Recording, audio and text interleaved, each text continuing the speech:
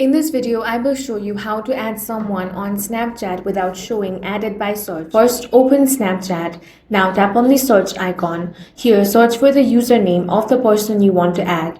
But do not tap on the add button for the search results. If you do, Snapchat will label the request as added by search. Instead, open their profile. Now tap on the three dots at the top right corner and here select the option of send profile. Now you want to choose the option of Team Snapchat as the recipient, then send the profile. Since Team Snapchat is an official account, no individual will receive or respond to the message. Now go back to chat, then open the conversation with Team Snapchat. Tap on the shared profile card to open the person's profile again. From there, tap on add. Depending on Snapchat's current behavior, your friend request may show a different source such as added by mention or added by name instead of added by search. That's all for this video. If you found it useful, make sure to hit the like button and subscribe for more videos like this.